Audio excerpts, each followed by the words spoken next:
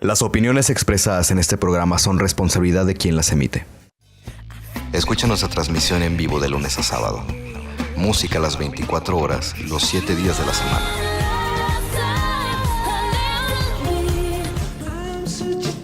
Solo en www.naimedia.com.mx.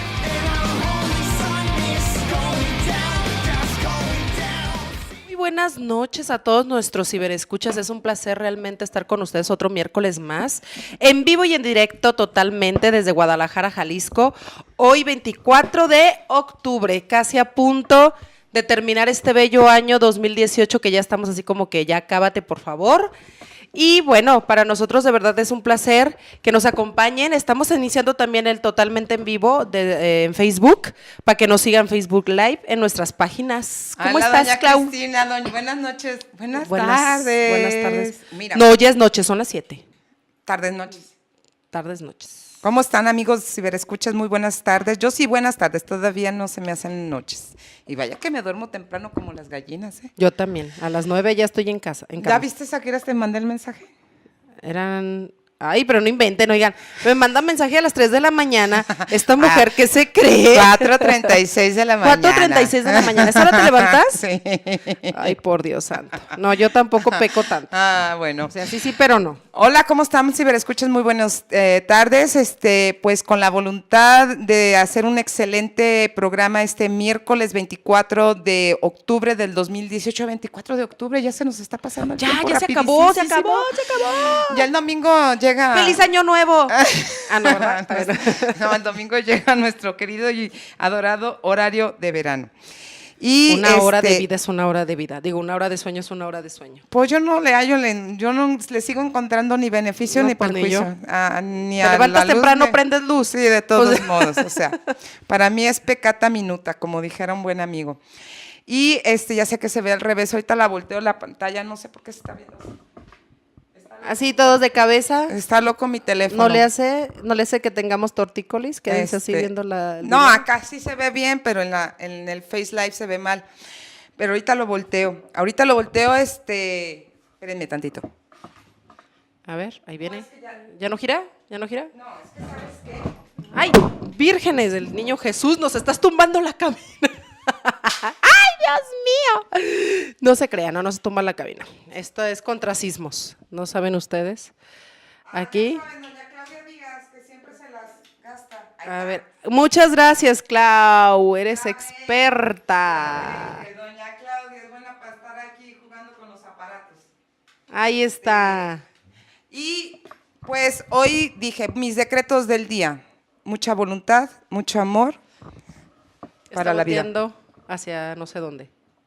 Hacia afuera. Ya tomó. Nos encanta la tecnología. Mamá, ya por favor, yo ya quiero mi camarita. Ya queremos camarita nueva. Queremos camarita. Y volvió. ¿Sabes? En el corte lo arreglamos. Definitivamente, porque en este momento vamos a dar a conocer que tenemos a través de la Asociación de Empresarios Naturistas de México, AC, ANUMAC, y el Centro Cultural Chapalita, la invitación al concierto Dar con Amor. Así es. De la Orquesta Cámara de Flautas Renacentistas, dirigido por el maestro David Mora Samarripa. Es un evento organizado a beneficio de las niñas y de los niños de la Casa Hogar Cabañas, y la aportación es solo de 150 pesos. ¿Qué onda? ¿Ya tienes los boletos? Yo ya estoy lista. Ah, yo también. Y es para este viernes a las 7 de la tarde. No se olviden, en el Centro Cultural Chapalita. Y también decirles que yo estoy bien contenta y feliz de la vidurria. ¿Saben por qué? ¿Por qué? Porque Lo mismo por lo que yo. No, tomo mi cagüenga. No, yo estoy con la Hidrolizado. de nopal. Ah. Yo estoy con la de nopal y nasa. Es Buena, más, ¿eh? En la noche me la tomo y en la mañana ni les cuento.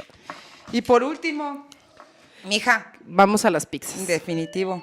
Nos hace falta un desestrés con un vinito tinto que a nadie le hace daño. Ay, claro que sí. Y al que mencione que nos escuchó aquí por Naimedia, se les va a dar un bono de 100 pesos en su consumo. Así que es. aprovéchenlo. Pide tu platillo y en 20 minutos puedes pasar por él. El teléfono de nuestros amigos Santa Leña. de Santa Leña es el 22675696. Así es. Bueno, ya dicho los comerciales. Pasemos a lo bueno de aquí. Tenemos un invitado de lujo. Claro. De lujísimo. Como siempre. Es un amigo al que estimo, lo quiero mucho, ha sido un gran compañero, un excelente maestro. Híjole, ¿qué puedo decir si me enseñó tantas cosas en mi carrera como docente? Y es el doctor Francisco Salinas Paz. Paco. Sí. Yo la voy a quitar, si no, no te voy a poder tomar bien. Al ratito la acomodo. Ahora sí. Muy buenas tardes. ¿Cómo estás, Paco? Muy bien, Claudia. ¿Y tú cómo estás? No, pues yo en excelencia. ¿Cómo ves aquí el cotorreo? Muy bien, veo que tienen una dinámica muy acoplada las dos.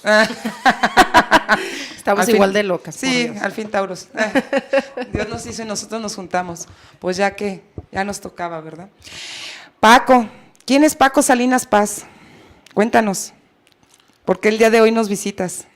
Pues mira, la respuesta ingenua es porque me invitaron. Ah, eso. Exacto. Pero de lo que quieran saber de mí, pregúntenme en específico, porque si empiezo yo en general, bueno, No. un soliloquio. ¿En dónde nació? Yo nací en la Ciudad de México, en 1963, tengo 55 años. Se ve más joven. Sí. Gracias. Sí, por supuesto, siempre. Y Paco, el motivo de la invitación es porque tú eres una persona a cual le agradezco mucho a Dios y al universo el que nos hayamos encontrado, que coincidiéramos en este camino del sistema educativo. Y lo dije, he aprendido mucho de ti, tu sabiduría, sobre todo en las cuestiones educativas, a verlas de manera fría y no tan apasionada, como dijera un buen amigo, el capitán Vázquez, que decía, no te apasiones, las pasiones son malas. Y pues tus libros, tus análisis, soy una ferviente seguidora de tus análisis, sobre todo en materia educativa. Cuéntanos, Paco, ¿qué te hizo llegar aquí a Guadalajara, de la Ciudad de México? Pues el asunto es que mi familia estaba en la Ciudad de México, aunque realmente era de aquí, de Jalisco, por cuestiones de trabajo de mi papá, y por eso nací yo allá.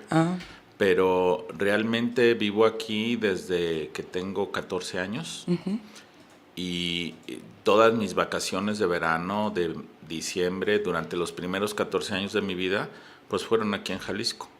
De manera que el hecho de haber nacido por allá no me significa más que el hecho de haber nacido ahí. No, culturalmente, pues no me siento chilango, de hecho no me siento ni tapatío, ni jalisciense, pero mi familia y mis tradiciones son más de Jalisco. Okay.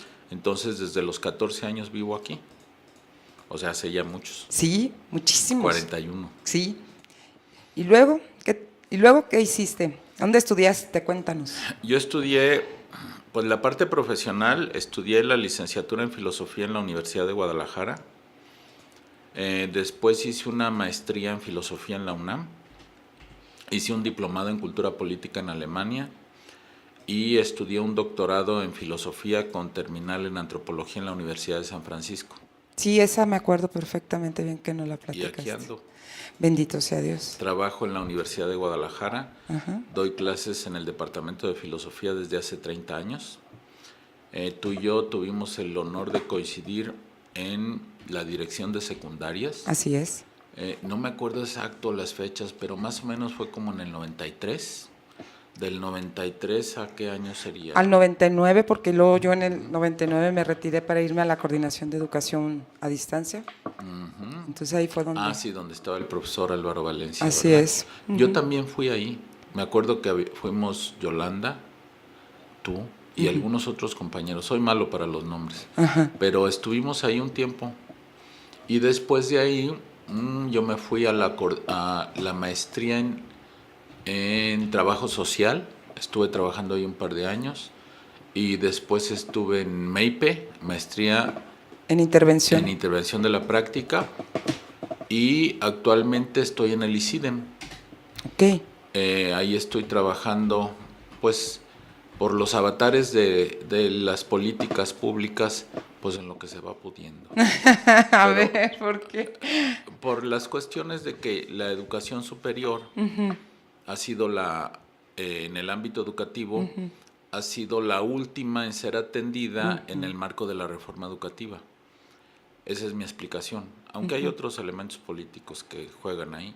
Claro. Y entonces eso ha generado pues un retraso en las políticas y un retraso en los programas y una especie de espera en el caso, por ejemplo, del ICIDEM. Sí, fíjate que es cierto, la cuestión de la educación, sobre todo en la formación de docentes, ha quedado muy rezagada. Digo, yo ya tengo 6 años que me desprendí del área de oficinas de la capacitación para docentes y me incluí en una escuela secundaria, y esto me ha permitido a mí tener una visión más amplia de cómo se ha venido cocinando y concibiendo la reforma educativa. Ya la ves de primera mano. Y ves de primera mano cómo llegan los directores por oposición, cómo llegan los maestros por oposición, y pues notas que la reforma, seguimos todos quienes la conocimos desde hace 30 años o que empezamos a trabajar en educación desde hace 30 años, vemos que desafortunadamente la reforma educativa, en lugar de darle eso que decían y que promovía tanto como política pública, la calidad, pues no tiene nada de calidad. Y ahorita, con la implementación de este nuevo modelo, supuesto pseudomodelo educativo, con los clubs está mucho peor. Eso de los clubs, o sea, es un retraso totalmente. Le han quitado un tiempo de formación a los muchachos. Valioso. Muy valioso, en pérdidas de tiempo. O sea, lo considero… Sí, ¿Hay algunas que tienen que ver con herramientas para la vida? Mira, yo te voy a decir una cosa, por ejemplo, sí hay, y tiene que ver mucho con los perfiles. Paco me va a dar la afirmación o no. Una persona que no tiene el perfil y no tiene esa voluntad de ser maestro, pues no hace nada en el aula. Entonces, hay quienes están impartiendo los clubs que tienen el perfil, que tienen esa voluntad y les está yendo bien. Pero yo puedo decirte que el 80% en el caso de mi escuela, no le veo. No le veo pies y cabeza, y no trato de encontrárselos porque sé perfectamente que en las ciencias humanas no hay pies ni cabeza. Claro.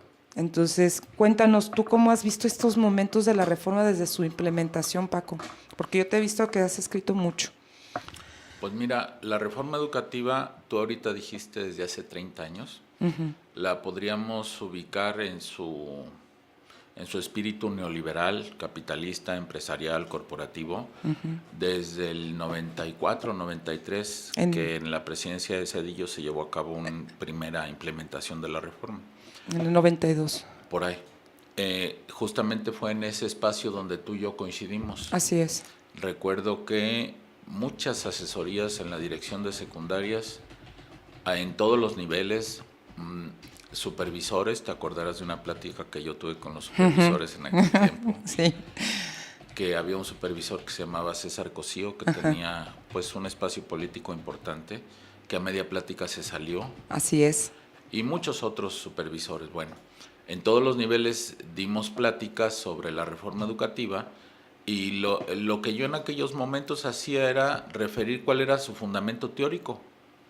Me acuerdo que refería a Habermas, refería a Luhmann, Piaget, algo de Vygotsky, etc. Siguió evolucionando la reforma educativa, y en los últimos 6 años la profundización que se le dio de plano fue un asunto hegemónico. Es decir, las políticas públicas tienen como factor fundamental la legitimación. Así como es la verdad para la epistemología en las ciencias, para la política es la legitimación el valor importante. Así es. Y el acto de legitimar una política pública se puede simular, que ese es el problema que ha tenido la reforma educativa. Porque para que una política pública tenga sentido de pertenencia y tenga una participación comprometida por parte de aquellos que participan en el desarrollo de esa política pública o que la implementan, pues necesitan participar en el proceso de toma de decisiones, no nada más en la consulta. Y uno de los problemas de la reforma educativa desde hace 30 años hasta hoy es que desafortunadamente el protagonista principal de la reforma, que es el maestro, no lo toman en cuenta más que para simular la legitimación. Es decir, se hacen consultas con pequeños grupos muy bien identificados, con grupos que son la parte superior del la parte más alta en términos de jerarquía política de ciertas zonas del estado de Jalisco, de distintos estados, de primarias, de secundarias, etcétera. Y a partir de esas consultas, las autoridades deciden y toman decisión simulando que tomaron en cuenta al maestro, pero no es más que un acto de simulación. Así es. Entonces esto genera que la reforma educativa nazca muerta en todos los casos. ¿Por qué nazca muerta? Porque el protagonista principal de la reforma, te repito, el maestro frente a grupo, realmente no es tomado en cuenta y realmente no participa en las tomas de decisiones. Simplemente le dicen lo que tiene que hacer. Y cuando te dicen lo que tienes que hacer, en un acto educativo donde se supone que debes de ser crítico y creativo, pues ya nació la política muerta porque te están anulando la crítica y la creación, porque no te permiten espacio de maniobra, solamente te mandan un rol educativo que tienes que jugar y lo tienes que incorporar. Y la palabra incorporar aquí me detengo mucho porque incorporar, el prefijo in tiene un doble sentido, puede ser no o puede ser en.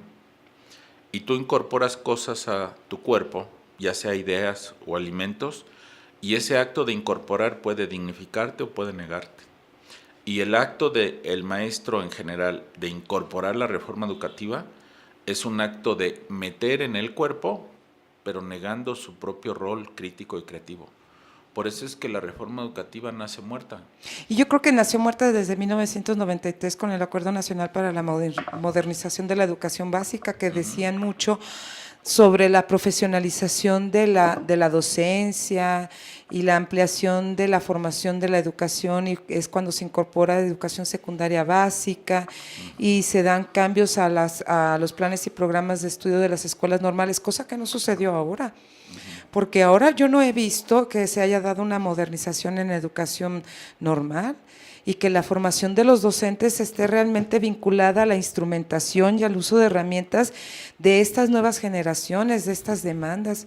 Entonces, por un lado tenemos el discurso y por otro lado tenemos toda esta falacia y esta utopía que nos muestra una realidad en donde desafortunadamente pues sí hay crítica en el sentido de por qué hemos permitido que la autoridad pase por encima de la dignidad y de las necesidades del profesor. Digo, se han dado cuenta de que toda la situación que se dio con la modernización en el 2011, 2009, 2011, con esto de los derechos humanos, que creó solamente generaciones de chicos insurrectos, de ninis, que no promueven que no valoran lo que es el sistema educativo, o que no valoran al profesor, que pasan por encima de él. Ahora resulta que ya puedes reprobar. Y obviamente ya no puedes reprobar por la deficiencia cognitiva, por el hecho de que el alumno no asiste, porque no te imaginas la cantidad de padres de familia que solapan que los hijos, desde chicos, estoy hablando desde la primaria, no asistan a clases. Sí, es que el proceso educativo que se vive en la escuela se encuentra totalmente vinculado con el proceso cultural que se vive en la nación. Así es. Y desafortunadamente nuestra nación vive una crisis completa y la educación no puede estar eximida de esa crisis. Entonces es imposible pensar que con una política hegemónica que simula la legitimación, que impone roles al maestro, pues vamos a poder resolver un problema educativo que tiene sus raíces ni tan siquiera en la misma escuela, sino en la cultura en general. Así es. Desde Y que llegan con muchas 1968 carencias. vivimos una política, y es simbólica la fecha del 2 de octubre, hace 50 años y días, vivimos una política hegemónica, en donde ser crítico, donde pensar diferente, es un delito. Claro. Y hacia adentro de instituciones educativas, de organizaciones sindicales, de secretarías de educación, pensar distinto es un delito. Ah, sí, por supuesto. Así es. Y hay 1000 maneras y 1000 formas de cooptar al que piensa distinto, de cooptar al crítico. Así es. De manera que el sistema educativo ha crecido en los últimos 50 años bajo una dinámica cultural de hegemonía, de unidimensionalización, de corporativismo, de política patriarcal y machista. Así es. Que el día de hoy quieren resolverla por ejemplo, con la equidad de género. Ajá. Y aquí el asunto de la política machista no tiene que ver con el sexo. Exactamente. Tiene que ver con las dinámicas, porque hay mujeres, no lo digo por ustedes, pero hay mujeres que actúan de modo más machista que los hombres. Que los mismos hombres, claro. Entonces, eso de tener cuotas de género, pues es una falacia, porque finalmente las cuotas de género vas a seleccionar a mujeres que finalmente generen dinámicas otra vez machistas y patriarcales, y entonces no está resolviendo el asunto. En todos los casos no veo yo que se esté resolviendo el asunto. Solamente se están dando pequeñas aspirinas para problemas cancerígenos y problemas patológicos que tienen al borde de la muerte al sistema nacional. Por supuesto, lo estamos viendo con la cantidad de chicos y de adolescentes que se dedican a delinquir, que se dedican a tener valores parciales. No, yo les digo a los muchachos, no es que no tengan valores, simplemente su escala de valores es muy distinta a lo que debería de ser a su edad, porque ustedes valoran cosas que realmente no están programadas para su edad y eso los hace tomar malas decisiones. Entonces, involucradas o vinculadas a los medios de comunicación, a la descomposición social que hay promovida, claro, desde el mismo centro del gobierno. Las cabezas pensantes no caben en el sistema y nos tienen en una situación de rezago, porque así les conviene. Entonces, cuando hay quienes piensan y quienes sacan a la luz este tipo de situaciones, pues somos los locos que pensamos que no estamos en la razón. Y precisamente estos programas, estas cabinas, estos espacios está hecho para todos los jóvenes, para todas las personas que nos escuchan y que abrir un poco más los ojos no es ponernos en una revolución de muerte y sangre, pero sí en una revolución intelectual en donde nosotros exijamos lo que tenemos que exigir. Yo les digo a los chicos, sobre todo a prepa, mientras ustedes sigan con conductas mediocres, y no hablo en un concepto peyorativo, sino en querer vivir a medias, en el nada más ahí se va, chicos, no van a salir adelante, tienen que ir a buscar más allá de lo que los maestros vengamos a ofrecerles, y estando en una escuela pública, exigir que realmente se les proporcione lo que deben de hacer para transformar el conocimiento, no para que lleguemos y se los transmitamos, porque si no sería lo mismo, llegar a una alienación de la información que no los va a sacar y no los va a llevar a construir nuevas ideas. ¿Estás de acuerdo? Y de acuerdo a lo que dices, y por supuesto que siempre se le pueden agregar más cosas a todos los acuerdos, y le voy a agregar una. Un problema social solamente se resuelve con medios sociales.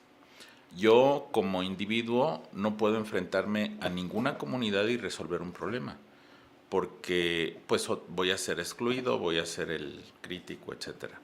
La única manera es tejer relaciones sociales consistentes, solidarias, y a partir de grupos que se enfrenten a los otros grupos y que muestren sus diferentes posturas, es como podremos ir resolviendo los problemas sociales, porque de forma individual, tú no lo dijiste, yo sé que no lo dijiste, pero justamente les dices a tus alumnos, mientras ustedes estén en condición de solamente reproducir lo que les dan, pues van a reproducir la mediocridad.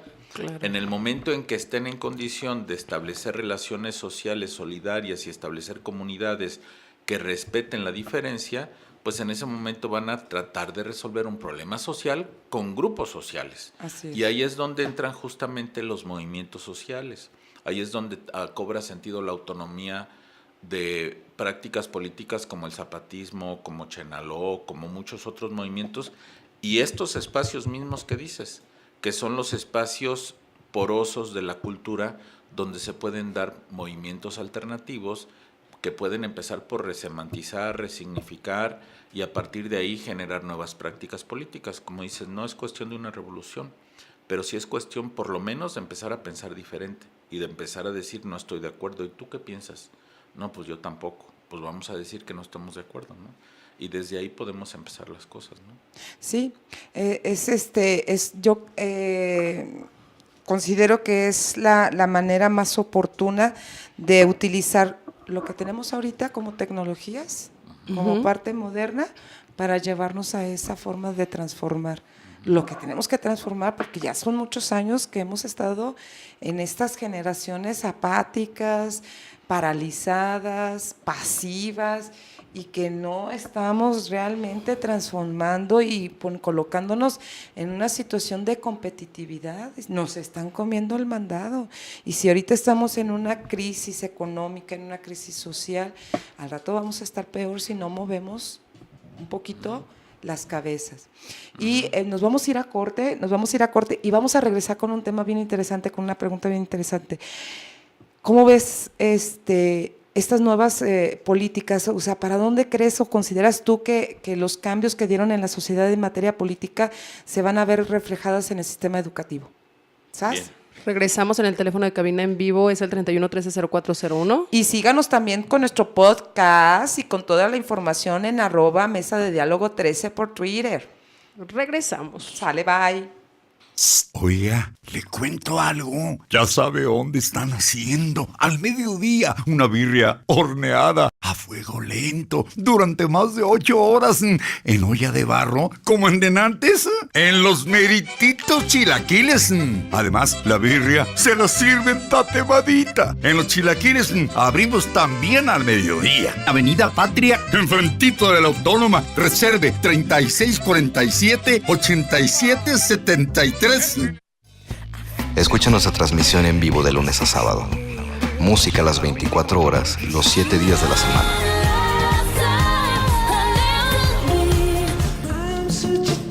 Solo en www.naimedia.com.mx.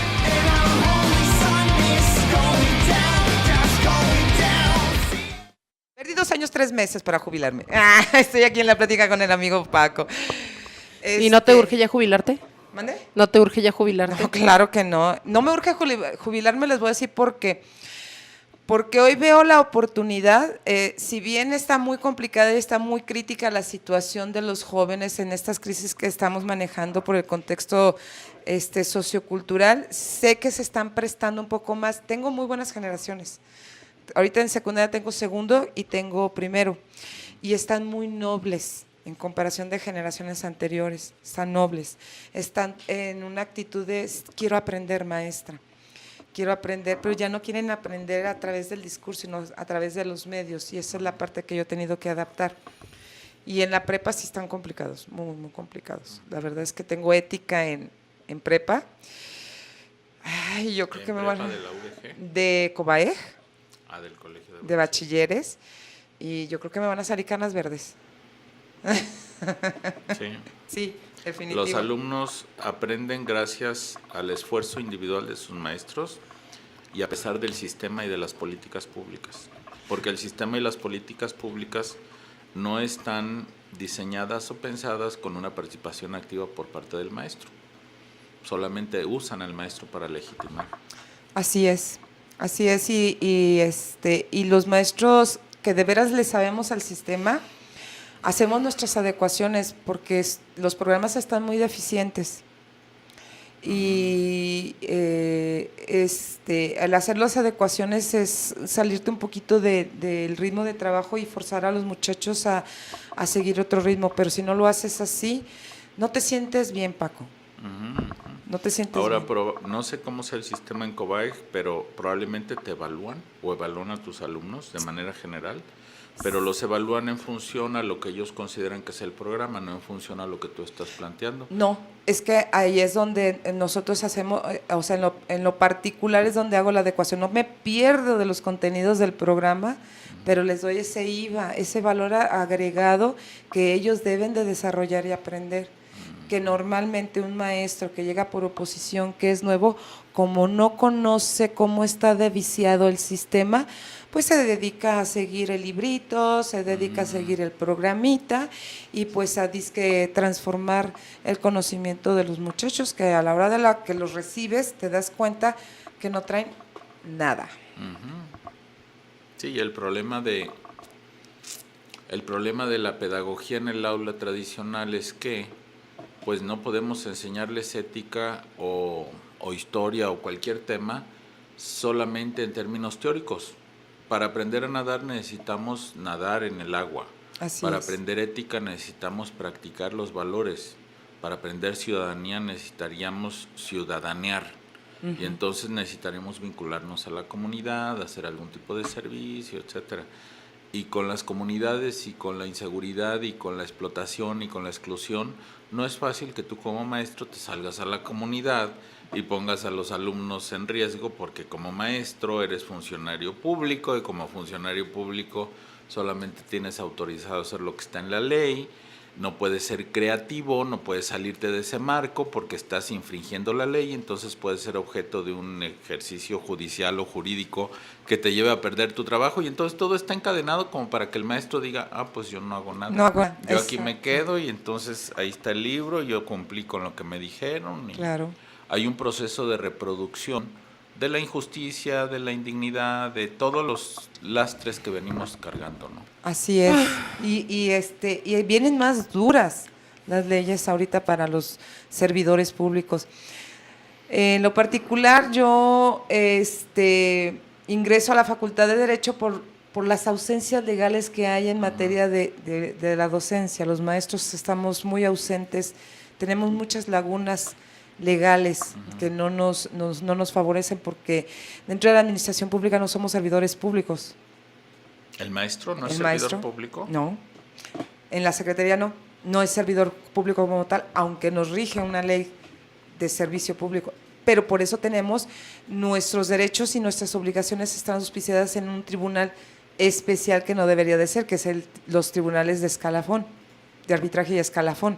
No nos mandan a la Junta, no, como a todos los empleados, en donde nos abarca el 123 apartado B, sino nos mandan al B. Entonces, hay nivel más de competencia en materia laboral, en donde hay ausencias para los maestros, sobre todo los que somos del Estado, más los federales. Pasa lo mismo con los policías tampoco.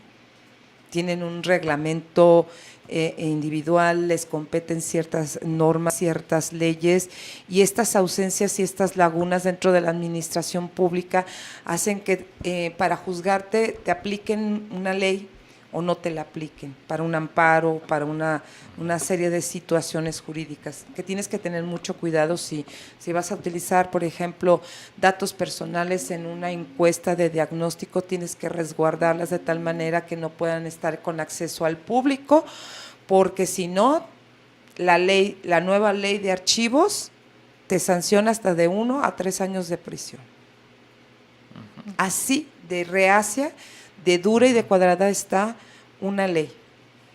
Y luego la ley se argumenta o esgrime para hacer, por ejemplo, la reforma educativa.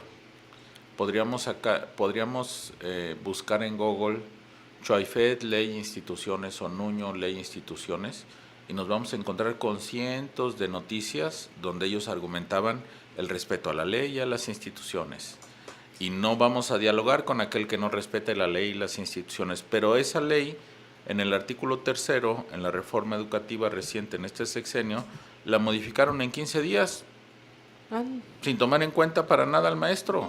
Y ahí tenemos el problema de la falta de compromiso del maestro, que no es imputable a su compromiso personal, es imputable al rol social que le han dado como maestro dentro del sistema.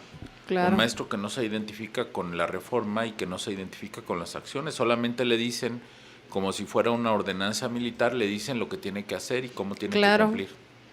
Y nos vemos también muy presionados, pues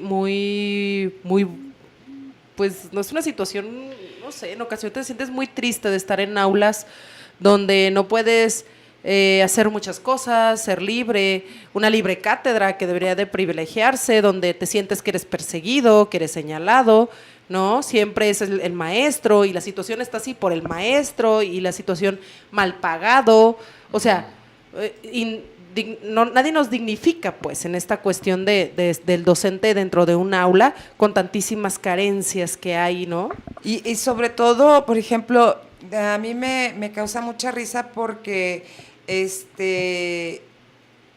se habla de una autonomía escolar y cuando estás haciendo la ruta de mejora, desde la supervisión ya te están diciendo Por ahí no.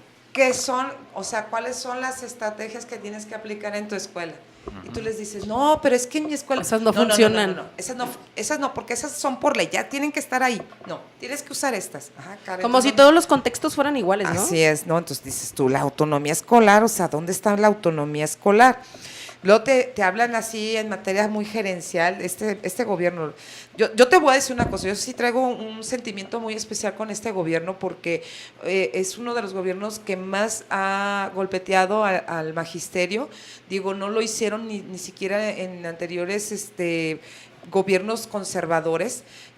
Yo tuve la oportunidad de trabajar con ellos y cuando establecían los esquemas gerenciales fueron muy productivos porque realmente buscaban la gestión de la calidad educativa y la buscaban pues a lo mejor en una situación empresarial, pero se daba porque estábamos inmersos en un ritmo, en una serie de engranajes que te llevaban a esa calidad educativa. Entonces, cuando hablan sobre la gestión, dices, pues sí, yo quiero gestionar, pero no me dejas. O sea, ¿cómo me dices qué hiciste? ¿Cómo me pides cuentas de lo que hice si no me estás dejando? Sí. O sea, pides libros que tú los lees, los analizas y dices, este es el libro que quiero para mi grupo o para mi probable grupo, porque ya más o menos los conoces o sabes cuáles son sus necesidades y te llega otro. Sí. Este asunto de la gestión del que hablas, en términos teóricos, tiene su origen en un administrador de empresas de origen ruso que vivió en Estados Unidos, que se llamaba Igor Antsov, que es el creador de la administración estratégica, que tuvo mucho éxito en la década de los 70s y 80s en las empresas, y que coincide la aplicación de ese tipo de gestión con el cambio a políticas neoliberales a nivel globalizado. Estamos hablando de Nixon, Reagan, etcétera, Thatcher. Este tipo de gestión, al tener tanto éxito en las empresas, se traslada al espacio público. Y la parte visible que nosotros tenemos de esta gestión, en casi todas las empresas públicas, siempre vemos que dice visión, misión y valores. Así es. Que es la parte visible de la administración estratégica de este señor Igor Antsov. Murió en la década de los 70s. Tiene algunos alumnos que aún viven y aún desarrollan su administración estratégica. Y las ideas administrativas de esta corriente a mí me parecen excelentes, porque hablan de una gestión horizontal, de una gestión democrática, de una gestión con compromiso por parte de cada uno de los miembros de una comunidad, en este caso, por ejemplo, la educativa. Desafortunadamente, cuando esta administración la ponemos a funcionar con esquemas verticales, no horizontales, esquemas jerárquicos, no democráticos, sindicales, de políticas públicas, en escuelas, y que se reproducen en algunas escuelas de manera vertical. Hay directores, habrá directores que, yo he escuchado algunos que dicen, esto no es una democracia, aquí es vertical. Aquí no tomas tú las decisiones, aquí yo te digo lo que tienes que hacer y si no te pongo a disposición. De manera que cuando la administración estratégica, que en términos teóricos a mí me parece muy buena, la ponemos a funcionar dentro de un sistema educativo con estas características, pierde todas sus cualidades y empieza a funcionar en términos verticales, hegemónicos, antidemocráticos, de orden, de mandato, anulando la crítica, anulando la creatividad, anulando al maestro, y al maestro no le queda más que decir sí. Ahora estamos hablando de un proceso de regularización. Los procesos de regularización se aplican sobre los cuerpos sociales y en algún momento alguien va a saltar y va a decir, no, yo no quiero, no estoy de acuerdo. Y ese es el momento o el espacio del que tú hablabas hace un momento, el momento donde se pueden resemantizar, resignificar, recategorizar, empezar a pensar distinto, más allá de la política pública, más allá de los insumos verticales y antidemocráticos. ese espacio es el espacio de posibilidad. Y es a partir de las masas. Yo se los he dicho en muchas ocasiones a mis compañeros maestros, espérate, o sea, no te estoy pidiendo que te salgas del programa, ni te estoy pidiendo pero sí que transformes la forma de pensar de los muchachos, porque sí se puede. Muchas veces subestimamos mucho la capacidad del joven. Y el joven sí tiene la capacidad, si lo vas moldeando, tiene esa capacidad de análisis y de crítica. Digo, todo el año pasado que estuvimos con los grupos de segundo y ahorita que también seguimos con los grupos de segundo, no te voy a mentir, pero hay muchos alumnos de secundaria que nos siguen, nos están viendo. Y al día siguiente hablamos y conversamos y hacemos un análisis del programa que tuvimos. Entonces es cuando dices, bueno, yo le sigo apostando al sistema educativo, pero ahora sí que desde mi entorno. Sí, desde tu concepción. Sí, porque finalmente, digo, hay maestros que no soy la única. Yo sé que hay cantidad de maestros que hacen lo mismo. Pero esa es la parte en donde nosotros hacemos la invitación de llevar a cabo la transformación y la reflexión del contenido, ¿no? Entonces, ¿qué nos queda? Esto que planteas, en términos de filosofía, quisiera referir dos conceptos. Uno es la transformación y otro es la transgresión. El concepto transformación en ciencias sociales parte de un texto que Marx, o yo lo quiero hacer partir de un texto que Marx escribió en 1844 que se llama Las tesis sobre Feuerbach. Y en la 11ª tesis dice, hasta ahora los filósofos se han dedicado a interpretar al mundo y de lo que se trata es de transformarlo. Desde esta perspectiva de Marx, el asunto de la transformación tiene que ver con estructuras sociales, con revolución, con grupos sociales, comunidades. Marx, un gran crítico de la cultura occidental, cuyas críticas podemos pensar en distintos contextos. 40 años después, otro filósofo, Nietzsche, otro crítico de la cultura occidental, pero él, por ejemplo, en su libro Voluntad de Poder, el subtítulo del libro es La transgresión de los valores. Nietzsche ya no habla de una transformación social, Nietzsche habla de una transgresión o de ir más allá de los valores, entender que los valores tienen distintas formas de interpretación y que lo que me internaliza el sistema como valor puede operar para que yo me autopastoree, para que yo me autoanule. Estoy pensando en Freire y la pedagogía del oprimido. Este aspecto de la transgresión de los valores puede operar a nivel personal o a nivel interpersonal. Y otro autor más reciente, murió en el 84, que se llamaba Michel Foucault, habla de un proceso de la hermenéutica del sujeto, del cuidado de sí mismo, que tiene que ver inclusive con lo que como, que tiene que ver con el cuidado que tengo de mi cuerpo mismo. Así es. Y entonces ahí se refleja una transgresión de valores más allá de los valores que me vende el sistema. Así es. Les pondré un ejemplo muy simple de esta transgresión, que es la que la tenemos más a la mano. La transformación de Marx, de la que habla y que nos conduce a revolución y a transformación de estructuras, esa nos queda muy lejana, porque tiene que ver con muchos factores sociales que no están cercanos a nosotros. Pero la transgresión de Nietzsche, que tiene que ver con el entender los valores desde mi perspectiva y desde mi grupo y nutrir y darle sentido a mi grupo, como ejemplo, una película que se llama La vida es bella, que probablemente ustedes hayan visto. Me gusta mucho esa película porque sería un ejemplo de la transgresión de valores. En la cultura occidental, sobre todo permeada por el discurso judío-cristiano, un valor es la verdad. Inclusive en el Decálogo de la Biblia se dice que no hay que mentir. No dicen que hay que decir la verdad, nada más lo que dice no. en negación, no Ajá, hay que no mentir. hay que mentir. Bueno, pues la película La vida es bella es una oda a la mentira. Es una maravillosa obra que te muestra que mintiendo puedes hacer bien a ti mismo y a los demás. Ajá. Y si ustedes recuerdan esa película, el protagonista, toda la parte fundamental de la película se la pasa mintiéndole a su hijo. Así es. De manera que no puedo decir groserías, pero sí puedo decir pamplinas con eso de no mentir. Dependiendo tus contextos y tus circunstancias, inclusive puedes mentir, porque la escena fundamental de esa película para mí en mi interpretación es cuando el padre, sabiendo que está siendo conducido por el soldado alemán a ser fusilado, voltea a ver a su hijo y como última mirada le miente simulando que está jugando a los soldados. y entonces camina como si estuviera jugando los soldados con el alemán, para darle la última mentira a su hijo y así generar un último momento de desarrollo interpersonal, una transgresión de valores. Claro. Este espacio es el que nos queda más cercano, de manera individual, y con el que yo puedo operar. Yo no puedo decir de ti, pero yo puedo operar con mis alumnos el proceso de la transgresión de los valores. Es decir, todo lo que esta sociedad injusta, hegemónica, explotadora, desplazadora, etcétera, me ofrece como valioso, es justamente lo que debo considerar no valioso. Porque está probado que esta sociedad es injusta y que con esos valores ha generado 60 millones de pobres, ha generado el asesinato de miles de mujeres, desaparecidos, gentes en fosas clandestinas, etcétera, etcétera. Entonces lo que me ofrece el sistema como valor es justamente lo no valioso. Así es.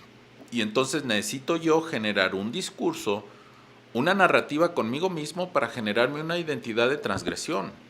Y en esa identidad de transgresión, por ejemplo, yo en este momento estoy ofreciéndoles a ustedes una narración de mí mismo, que es una transgresión de mi identidad, pero sin imponerles a ustedes, porque ustedes cada quien sabrá si la transgrede o no. Así es. Claro. De manera que estoy generando un espacio de reflexión donde cada quien podrá tomar sus decisiones y me salgo de la política machista, jerárquica, patriarcal, corporativa, y entonces empiezo a generar espacios, esos espacios vacíos que tú dices, que epistemológicamente se pueden identificar en distintos autores, como Hugo Semmelmann, como Mibaba, como Foucault y muchos otros, y teóricamente como la disrupción, como Derrida también, la disrupción, la genealogía, la arqueología y muchas otras categorías, pero que en términos prácticos los podemos ir ejerciendo, sin caer en la superación personal o en la autoayuda, que ya sería otra vez volver a estar en el mismo espacio. Sí. Entonces, lo que tú dices de transformar, sí, desde la transgresión, desde la modificación de los valores, aceptar la mentira, aceptar la calidad educativa, no como quieren que la calidad nos impongan. La calidad educativa en un sentido distinto, porque todas las palabras son polisémicas. Así es. Aprender de esa polisemia y vivir en esa ambigüedad de la palabra. Claro. Vivir en la interfaz. Así es. Hay un autor que se llama Homi Bhabha, que ha trabajado mucho en cultura, que dirige un centro de estudios de cultura en Harvard, que usa un concepto de la arquitectura para referir estos espacios, que es el concepto de la liminalidad. Liminalidad en términos arquitectónicos es una escalera. La escalera rompe el esquema de arriba y abajo, porque a veces subes y a veces bajas. Claro. Entonces, una liminalidad cultural, por analogía, sería el espacio de la interfaz o de la indecisión donde los valores no son lo que dicen, sino son otra cosa. Este espacio explotarlo a nivel interpersonal, a nivel grupal, en donde está uno trabajando. No transforma uno las estructuras sociales, no hace uno la revolución, claro que no. Pero sí empiezas a resemantizar y a resignificar. Creo que ahí hay un espacio. Sí, fíjate que yo les digo, a ver, pues es que el maestro no es poseedor de la verdad absoluta. O sea, confróntenla, entren en una crisis. ¿Por qué? Porque todo, digo, yo desde mi punto de vista como persona y en vida, todo es muy relativo y es circunstancial. Porque yo es mi punto, o sea, si hablo de concepto calidad, bueno, lo que es para ti calidad, para mí no lo es. Entonces mi postura, mi percepción y mi perspectiva de la misma, pues va a ser muy diferente a la tuya y tiene que ser respetable. Ahí es donde debo de entrar en el control, en mi autorregulación de las emociones para no alterarme. Y ahí hay otro peligro también, el peligro de caer en el absoluto relativismo, cada quien pensar distinto, y entonces podemos llegar al grado de que esa distinción genere jerarquías y genere superior-inferior y aniquilación de unos con otros, de manera que sí, yo tengo mi perspectiva de la calidad, pero yo la pongo en juego con la comunidad en la que estoy, porque si no me quedo en el solipsismo y en el aislamiento total. Sí. Ni el discurso universalista, metanarrativo, esencialista, sustancialista que impone las cosas, ni el discurso absolutamente individual que nos aísla. Así es. Porque en esos dos espacios está el peligro. Justamente en el espacio de identificarme con la comunidad en la que estoy, con las personas con las que vivo, mi familia, mis compañeros de trabajo, mis compañeros maestros, mis compañeros de cabina, y poner en juego esos espacios de identidad dinámica y tratar de, a partir de ahí, alimentarnos como grupo, Así no es. en términos individuales. Sí, definitivamente. Y es aquí donde entra el o te adecuas o te mueres. Sí, Sí, porque realmente no te puedes quedar solo, inmerso en tu propia idea y pues ser un ente sin sentido, si es que quieres llegar a la transformación del ser. y ese es probablemente uno de los mecanismos o de las apuestas de los grupos hegemónicos para mantener a la gente aislada y débil. O sea, tú solito trata de salir adelante. No te vincules con los demás maestros, no te vincules con los demás. Trata de cumplir las reglas y ser una buena persona y vas a ver que el sistema te va A recompensar. a recompensar algún día. Nada más que el sistema recompensa al 1% y el otro 99% sigue en la misma circunstancia. O te adecuas o te mueres, dijiste. Voy a retomar esa palabra, morir. En el mundo han muerto por motivos de exclusión. La exclusión empieza con no ser aceptado en la escuela, con que no te den servicio en el hospital, con que te reprueben al ingresar a cualquier facultad, etcétera. Por procesos de exclusión que empiezan ahí, la última parte de la exclusión se llama morirse de hambre, que es la más trágica de todas. Claro. Por procesos de exclusión desde que terminó la Segunda Guerra Mundial a hoy, han muerto 700 millones de personas en el mundo. O sea, la exclusión, que tiene que ver con los sistemas de calidad y con los sistemas de selección darwinista que vivimos, es una exclusión asesina. En términos de las guerras en el mundo occidental, desde 1600 hasta hoy, no de la Segunda Guerra Mundial, desde el 600 hasta hoy, han muerto aproximadamente 30 millones de personas por motivo de la guerra. Okay. O sea, por la guerra han muerto en 300 años, 30 millones. Y por hambre han muerto en 50 años, 60 años, han muerto 700 millones. Wow. De manera que esos procesos de exclusión que tú dices, que te van extremando, primero te excluyen porque no te dan el servicio médico cuando tú lo necesitas. Y te dicen, es que así está el sistema. O no te dan banca a tu hijo en la secundaria, porque no hay bancas. Si usted quiere, traiga una. O no le dan el tema fulano porque no hay laboratorio. Ajá. O no le damos educación física porque pues no tenemos un campo con cemento para que puedan caminar los niños, está todo lleno de lodo. O no puede ir al baño porque no hay No agua. sirven. Ajá. O porque no sirven. Entonces, esos pequeños procesos de exclusión nos van induciendo, nos van llevando a la exclusión final, que es la pobreza y morirse de hambre, y que es realmente una amenaza, porque 700 millones de gente que ha muerto por eso en el mundo dan fe de que es una amenaza real y concreta. Afectar o resignificar esos procesos de exclusión a partir de la transgresión de la que hablé, partiendo de Nietzsche y llegando a resemantizar nuestras ideas de calidad, por ejemplo, es lo único que se me ocurre que podemos enfrentar de manera personal por ahora. No la autoayuda, no la superación personal, porque otra vez me aíslo. Necesito transformar o transgredir los valores en compañía con los demás, con mis amigos, con los solidarios. Creo que esa es la única posibilidad que tenemos. Wow. Qué complicada. Sí, está Sí, complicado. porque si lo vemos desde ese punto, o sea, tú siempre piensas en, bueno, chicos, pues no hay, no se hace, ¿no? Y no pasa nada, pero en realidad es que sí pasa, sí es parte de esa exclusión, es verdad. La exclusión se vive hasta en el mobiliario urbano, en la Sí. ciudad. Las personas que han tenido posibilidad de ir a países del primer mundo o que tienen riqueza, que tiene mucho que ver con la crítica de la que estoy hablando, que ahorita la refiero, pero pueden ver el mobiliario urbano de otros países y se dan cuenta de lo excluidos que estamos todos. Sí, claro. Simple y por supuesto. sencillamente los baches, simple y sencillamente los espacios públicos para esperar el transporte público, el mismo transporte público. Ahí hay procesos de exclusión, porque no te están ofreciendo ningún tipo de calidad. Fíjate, hasta los medios de comunicación, el internet en México es el peor y el más caro. Ujú, sí, Y el más lento. sí. Entonces, Ahora, el que nosotros vivamos en esa circunstancia no quiere decir que no seamos productivos. no quiere decir que no seamos capaces. Quiere decir que el orden mundial está diseñado para que los flujos financieros vayan a dar a ciertos centros. Uh-huh. Es decir, un ejemplo muy simple. La gente que ahorita está trabajando en el Salto Jalisco, en la IBM, su producción va a dar a Palo Alto, California. Y ahí tienen un muy bonito mobiliario urbano, tienen muy bonito pavimento, tienen una parada de camión muy linda, etcétera, etcétera.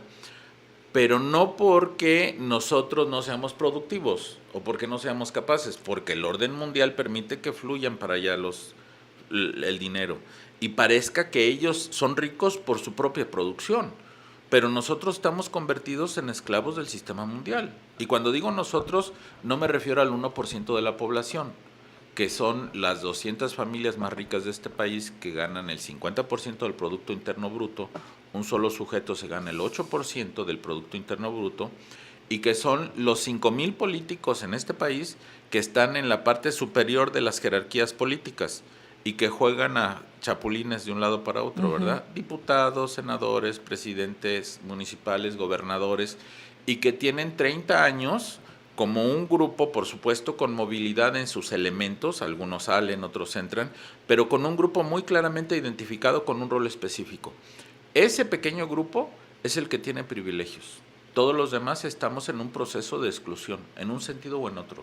En las plazas que tenemos, en el ejercicio de nuestra profesión, en nuestra identidad. Vivimos, francamente, una cultura violentísima. Es mi perspectiva. Coincido y es algo que es un discurso que también lo he manejado en la formación de la ética y en la formación de la historia, porque de repente no hacemos conscientes a los chavos de esa necesidad de aprender la historia. O sea, no es aprenderla por aprenderla, no es las fechas por las fechas, no son los hechos por los hechos, sino las consecuencias y todo lo que se ha dado por todos estos hechos y por qué se han dado en las políticas y por qué se dan los órdenes mundiales en las diferentes épocas. Nos tenemos que ir a corte. Así es, regresamos, estamos totalmente en vivo, nuestros teléfonos en cabina 31 13 0401. Y no se olviden de participar por Facebook. Sale, bye. Oiga, le cuento algo. Ya sabe dónde están haciendo al mediodía una birria horneada a fuego lento durante más de 8 horas en olla de barro, como en antes, en los merititos chilaquiles. Además, la birria se la sirven tatemadita. En los chilaquiles abrimos también al mediodía. Avenida Patria, enfrentito de la Autónoma. Reserve 3647-8773. Escucha nuestra transmisión en vivo de lunes a sábado. Música a las 24 horas, los 7 días de la semana.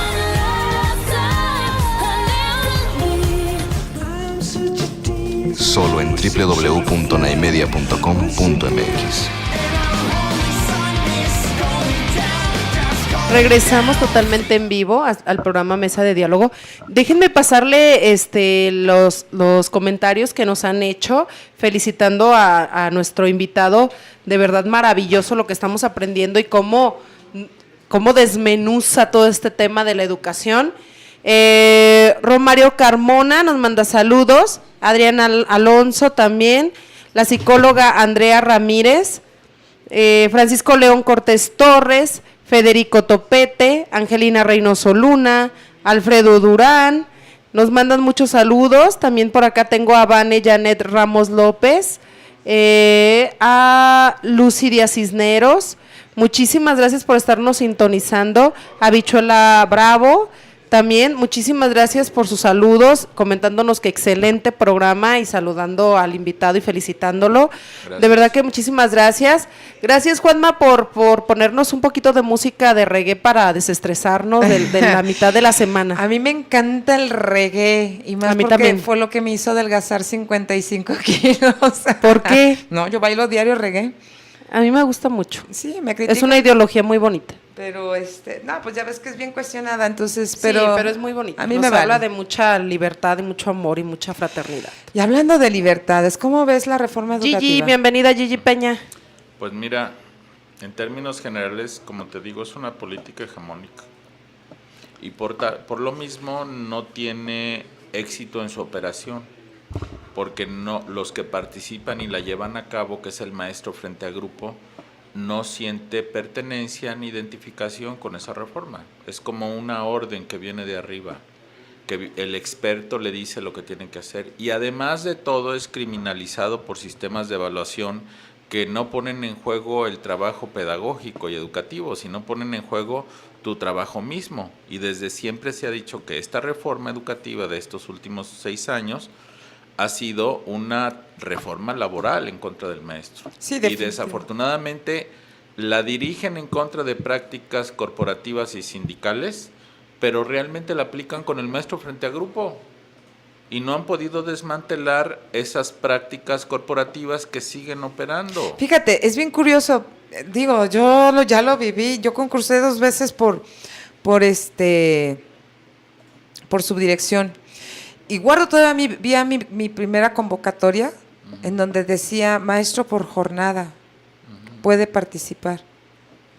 Y yo recuerdo, y si tú tienes la misma o tenías la misma plaza que yo, Todavía.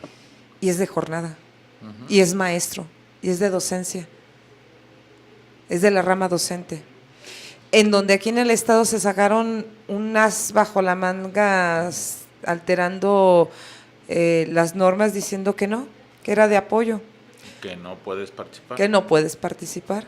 Creo que pasó lo mismo en carrera, ¿no? Desde la carrera Magisterial. Yo alcancé a participar en la primera evaluación y gané el primer escalón y ya no pude participar más porque ya no era compatible. Así es. Entonces, una serie de incongruencias, una serie de situaciones excluyentes. Ahí está otra vez el proceso de exclusión. Los procesos de exclusión generan siempre 2 grupos, el grupo de los exclusivos y el grupo de los excluidos. Claro. Y eso es la polarización social que vivimos Pero yo ahora. le agradezco que me hayan excluido porque gracias a eso me puse a estudiar Derecho. Sí, ahí está la transgresión de los valores. Exactamente. Entonces, que es la parte que yo siempre les digo a los seres que conviven conmigo, no te quedes paralizado, muévete. Sí. O sea, si no te funciona. Decía Rosa Luxemburgo que el que no se mueve no se da cuenta de las cadenas. Así es. Hay que moverse para saber que tienes cadenas. Exactamente. Entonces, esto ha permitido que también se puedan abrir los ojos de otros más. ¿Cómo ves la reforma ahora que viene Morena? Partido de izquierda, ¿realmente es de izquierda? En términos políticos, claro. El esquema se reproduce. Okay. Otra vez sigue lo mismo. Okay. Porque refiriendo a Freire en un libro que se llama Política y Educación, Ajá. Dice Freire que uno de los elementos que manipulan y reproducen la injusticia entre los maestros es que al maestro se le consulta, pero el maestro no toma parte del proceso de toma de decisiones. Uh-huh. La toma de decisiones está a la espalda de él. Si en el futuro, con el futuro gobierno, en el sexenio ya inminente de Andrés Manuel, la reforma educativa otra vez se toma como decisión entre la cúpula política para revertirla, pues es más de lo mismo. La única posibilidad de salvar este asunto llamado País México es comunidades con tejido social consistente y solidario. Y eso no viene de arriba hacia abajo, eso va de abajo hacia arriba. Si no tenemos la cultura de la participación política, vamos a seguir en el mismo proceso. Fíjate, exactamente. Nosotros lo platicábamos con unos candidatos a diputado que tuvimos aquí en la cabina, que son de MC. Entonces, yo sé que tienen muy buenas voluntades, pero estamos hablando que hay condiciones políticas. Entonces, yo les decía, ¿por qué carambas esa formación cívica que se debe desarrollar en las escuelas, háblese desde la secundaria, ponle que en la primaria no, porque todavía no hay esa condición de los niños de ser tan participativos, que pudiéramos finalmente, ¿no? Pero desde la secundaria, ¿por qué se perdió ese esquema de reunirlos, de hacerlos partícipes de las necesidades, de la toma de decisiones? ¿Cómo queremos una ciudadanía que se involucre en querer participar, en querer desarrollar, en querer producir, cuando desde niños no los enseñamos? Desde niños nada más les estamos diciendo qué hacer. Entonces, si nosotros desde niños les estamos diciendo qué hacer, cuando llegan a la vida adulta, pues ¿qué hacen? Pues hacen lo que nosotros les decimos. Y luego no hacen nada. Y nos quejamos porque no hacen nada. Y además todo esto tiene que ver con los espacios públicos. Desde que apareció la primera plaza comercial en esta ciudad, que creo que fue Plaza del Sol, por allá por los 70s, hasta el día de hoy, no sé cuántas plazas comerciales como espacio público se habrán construido, pero por supuesto que muchísimas, no sé si 100 o más. Desde plazas del tamaño de Plaza del Sol, Plaza Patria, galerías, etcétera, hasta plazas pequeñitas de colonias.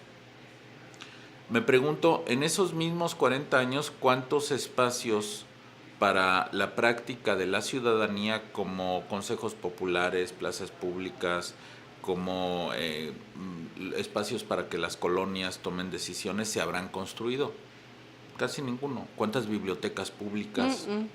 De manera que el que se participe, por ejemplo, voy a tomar la analogía de nadar, para aprender a nadar, si le damos un curso teórico de la natación a alguien, pues nunca va a aprender a nadar, solamente construyendo piscinas, llenándolas de agua y metiendo los chavos al agua. Lo mismo sucede con la práctica ciudadana. No vamos a aprender ciudadanía repitiendo como pericos cabeza amarilla los artículos de la Constitución, simulando dentro del salón que estamos haciendo prácticas comunitarias. La única manera de aprenderla es ciudadaneando, si me permites. Así como nadar aprendes nadando, no con teoría, ser ciudadano aprendes ciudadaneando.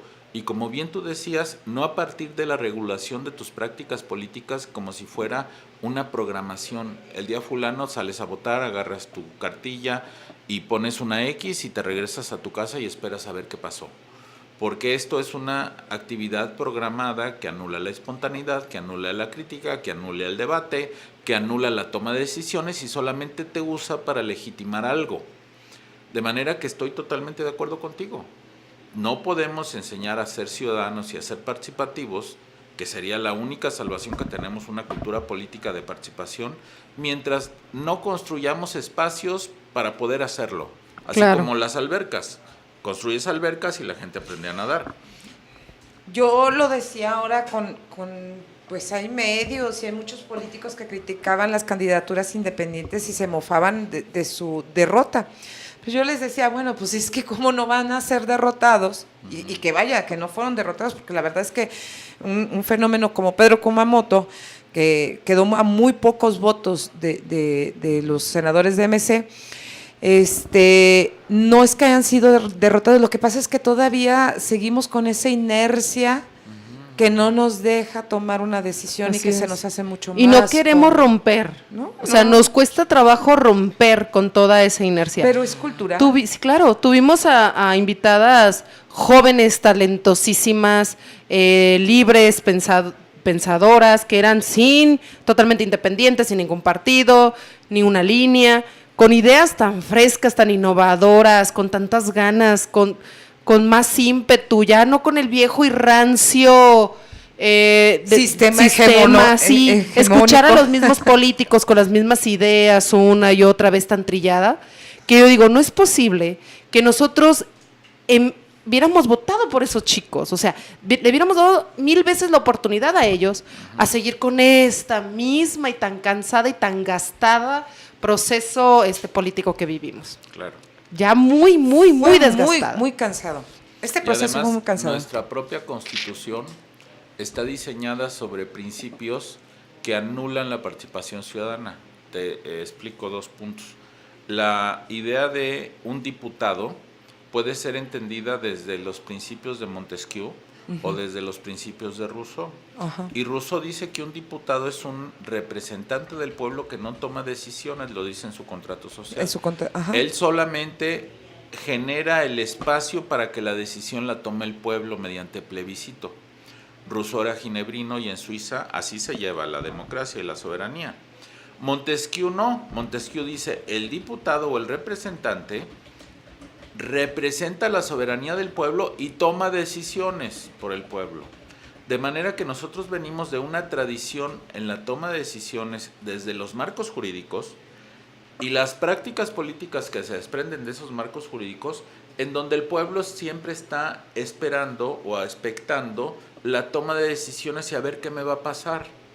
De manera que hay una tradición jurídica, prácticas políticas, instituciones, en donde no se cultiva la cultura de la participación ciudadana. Y la participación ciudadana se ve como algo neutro.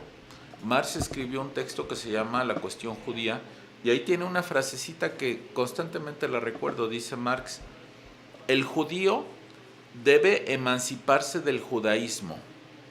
Es decir, el judío tiene que hacer valer su condición concreta y práctica y real ante los sistemas inclusive que lo tratan de sistematizar. El ciudadano debe de emanciparse de los sistemas ciudadanos que lo someten a ciertos roles y a ciertas prácticas. Y eso es justamente una votación, y eso es justamente el uso de la soberanía por parte de los diputados y los senadores. El hecho de tener diputados y senadores bajo este esquema jurídico anula la participación ciudadana. No tenemos la cultura del plebiscito. Cualquiera de nuestros radioescuchas que googlee Suiza y sistema político se va a dar cuenta cómo Suiza y su sistema político funciona en base a plebiscitos. Aquí el plebiscito que se está haciendo, que tienen 1000 factores que se pueden hablar a propósito del aeropuerto, va en contra de las dinámicas propias que tenemos en nuestra participación política. Y va en contra de las mismas normas del derecho positivo que establece nuestra Constitución. Sí, el día de ayer escuchaba a un periodista, no me acuerdo ni en qué canal, pero criticando el plebiscito que se está llevando a cabo, porque estaba fuera de normas jurídicas, porque el IFE no lo estaba sancionando, porque solamente eran 1000 casillas, y en las elecciones fueron 100,000 casillas o no sé cuántas. O sea, no tenemos la cultura de la participación política. ¿Qué creen? Tenemos la cultura del sometimiento político. Se nos fue el tiempo. ¡Wow! En segundos, sí. Estamos a 2 minutos de terminar. Oye, que no nos Ay, faltó estábamos, temas. Sí, no. Estábamos tan metidos. De hecho, nos está mandando saludos Susana Ochoa, Tusita Briones y también Gigi Peña, que nos dice que se escucha muy bajito el audio. Ya pronto vamos a tener la cámara Con profesional, audio con audio totalmente, para que nos puedan escuchar súper bien. Ahorita se escucha bajito, pero bueno, ya invitaremos de nuevo a nuestro invitado Es que porque está de lujo. Estaba checando cómo funcionaba la cámara y el audio desde donde la tengo ahorita puesta, pero no, definitivamente creo que lo mejor es tenerla Nuestra en la cámara mano. profesional. No, la profesional Aquí. y aquí en la mano. Ok. Paco, ¿qué nos recomiendas? ¿Cómo te despides de nuestros ciberescuchas? Pues, ¿qué te puedo decir? Suena feo esta frase, pero a mis alumnos en ocasiones les digo, piensa lo que quieras. O sea, piensa lo que quieras suena como despectivo. Ajá. Pero no, piensa lo que quieras es, no te voy a sujetar, la palabra sujeto, en todas las palabras son polisémicas, pero la palabra sujeto es el participio pasado del verbo sujetar, pero también es el correlativo de objeto en epistemología. Ajá. No te voy a sujetar a que pienses lo que yo quiera, piensa lo que tú quieras. Es difícil porque cuando estás en una dinámica política, académica, donde te dicen qué tienes que pensar, pues entonces si te digo piensa lo que quieras es como que te suelto en el vacío, ¿no? Es como cuando le dices al niño, pinta una flor y te la pinta, no sé, de manera poco cotidiana. Cuando le dices pinta una flor y nunca en su vida ha tenido un lápiz en la mano. Ajá, o un color. Más o menos, sí. Piensa lo que quieras. Y luego se lo sanciones y no, esa no es una flor. Entonces dime qué. Y otra vez venimos al paternalismo, corporativismo, uso del otro. Así es. Para que mis queridos y adorados maestros que nos están escuchando, ni se crean que esto se acabó.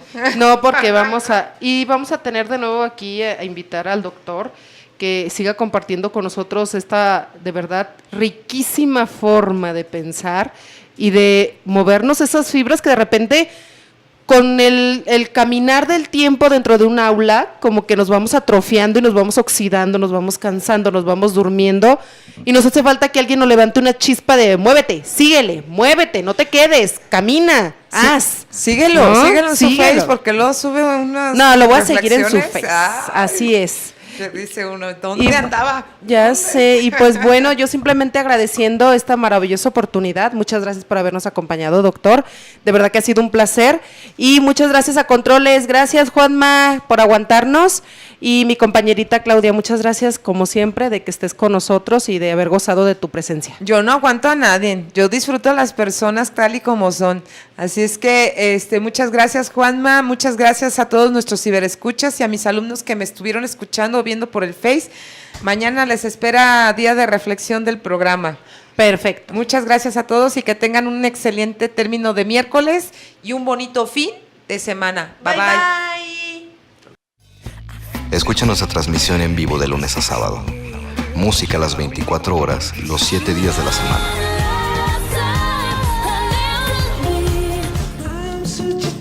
Solo en www.naimedia.com.mx.